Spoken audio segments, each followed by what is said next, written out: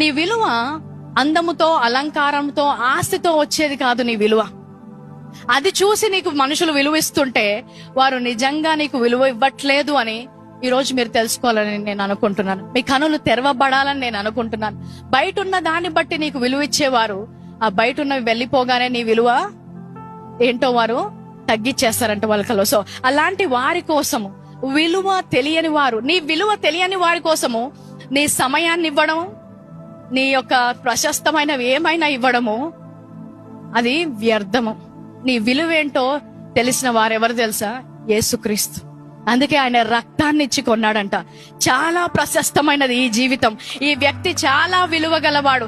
డబ్బులు కాదు, బంగారము కాదు, ఏమిచ్చి కొనాలనుకుంటున్నావయ్యా ఈ వ్యక్తిని, ఈ పాపిని అంటే నా రక్తం ఇచ్చి కొనగాలనుకుంటున్నాను, ఎందుకంటే వారు చాలా విలువైన వారు అంట. అందుకే బైబిల్లో ఒకటి అంటారు, పరిశుద్ధుడి కోసమైనా ఎవడైనా ప్రాణం పెడతాడు గాని పాపి కోసం ఎవరైనా పెడతారా? పెట్టలేదు. అయినా ఆయన నీ విలువను చూసి ఆయన రక్తం ఇచ్చి కొన్నాడంట.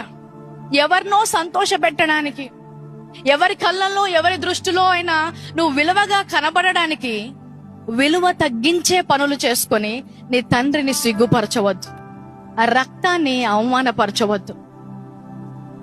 క్రైస్తవులు మీరు విలువైన వారు, దేవుని బిడ్డలు మీరు విలువైన వారు. ఈ లోకము ఎలాంటి విలువిస్తుందనే దానికోసం కాదు, ఇతరి దృష్టిలో నేను ఎలాంటి విలువ ఉన్నాననేది దాని గురించి కాదు. ఆడపిల్లలు మీరు విలువైన వారు. ఎవరు మీకు ఎంత విలువిస్తున్నదో చూస్తున్నారో గాని నీ కళ్ళలో, నీ దృష్టిలో నీ విలువేంటో నువ్వు ఎప్పుడైనా ప్రశ్నించుకున్నావా? నీ దృష్టిలో నీ విలువెంతో నువ్వు ఎప్పుడైనా చూసుకోగలిగావా? So what you see your worth is very important than what others see you as. ఆయన రక్తము చేత కొనబడ్డ ప్రజలు మీరు. You are not for sale, you are not for discount, you are worthy, you are a treasure to God. ఆయన దృష్టిలో మీరు అన్నిటికంటే విలువ. ఎంత విలువ అంటే సొంత కుమారుడు కంటే కూడా విలువ అంట. అందుకే తన సొంత కుమారుణ్ణి కూడా ఇవ్వడానికి వెనుక తీయలేదు అని ఆయన వాక్యం సెలవిస్తుంది.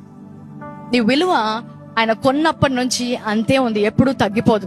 అమూల్యమైన వారు, ప్రశస్తమైన వారు, నా ప్రియమైన వారు అంటున్నారు. నీ విలువ ఏంటో తెలుసా? యేసుక్రీస్తు ప్రాణం. అది నువ్వు ఎరిగినట్లయితే ఇతరులు నాకు విలువ చూపెట్టట్లేదు, లేదంటే ఇతరుల నుంచి నేను విలువ పొందుకోవాలి అని విలువ తగ్గించుకునే పనులు ఏ రోజు చెయ్యవు.